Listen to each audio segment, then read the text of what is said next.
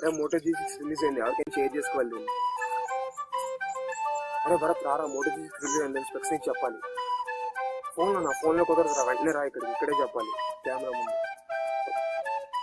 సెకండ్లో వస్తాడంటే ఎలా వస్తాడు చూద్దాం. అరే అర్జెంట్గా రమ్మన్నా, ఏంటంత స్పెషల్ ఆ ఫోన్లో? ఇంత స్పెషల్ ఏంటి? అరే బడ్జెట్ ఫోన్లో ప్రీమియం డిజైన్ వస్తుందిరా. డిజైనా? అన్ని ఫోన్లు అదే కదరా, డిజైన్ డిజైన్ డిజైన్ అని. అప్పో రియల్మీ 1 దానికంటే బాగుందా డిజైన్? అన్నిట్లో వస్తుందిలే, కానీ ఇది మోటరోలా కదా.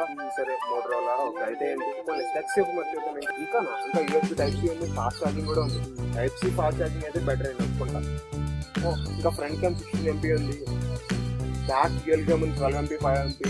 అరే అవన్నీ ఎందులోనే ఉంటాయి, నీకు అదేలే, కానీ మోటరోలా కదా క్వాలిటీ ఎక్కువ. ప్రైస్ ఎంత? Front price 3GB 32GB variant 14,000 రా. 3GB 32GB variant 14,000. ఏం ప్రాసెసర్ వాడే? స్నాప్డ్రాగన్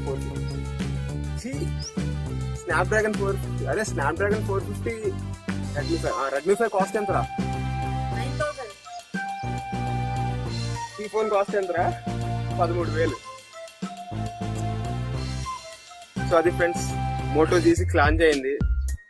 13,000 పెట్టే 3GB RAM 32GB storage variant కి. వాళ్ళు ఏమనుకుంటున్నారు నాకైతే అర్థం కావట్లేదు. స్నాప్డ్రాగన్ 450 చిప్ పెట్టారు దీనికి.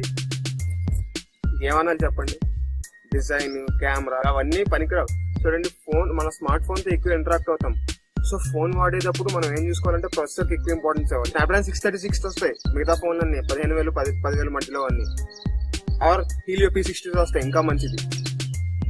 చూడండి, ఇప్పుడు స్నాప్డ్రాగన్ 66 కానీ హీలియో P60 కానీ దీనికంటే కనీసం 2 రెట్లు వేగంగా ఉంటాయి అన్నిటిలోని కూడా, గ్రాఫిక్స్ లో కానీ స్పీడ్ లో కానీ.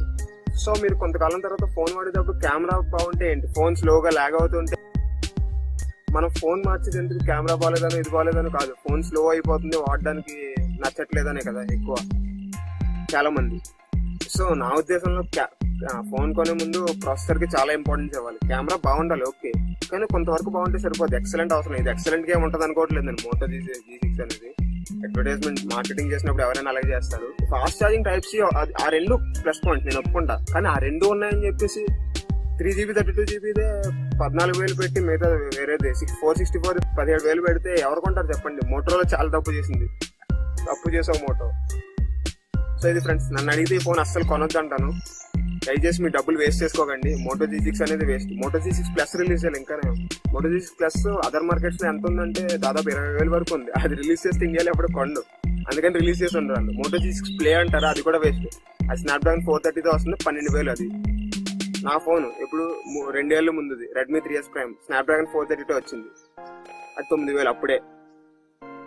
మరి వీళ్ళు ఏమనుకుంటున్నారు, దానికి 4,000 దీనికి 4,000. ఇంకా మర్చిపోయింది, మోటో G6 కి అయితే 3,000 mAh బ్యాటరీ కూడా ఉంది. సో ఈ వీడియో మోటో G6 గురించి మీ డబ్బులు సేవ్ చేసుకోండి అని చెప్పడానికి చేశాను.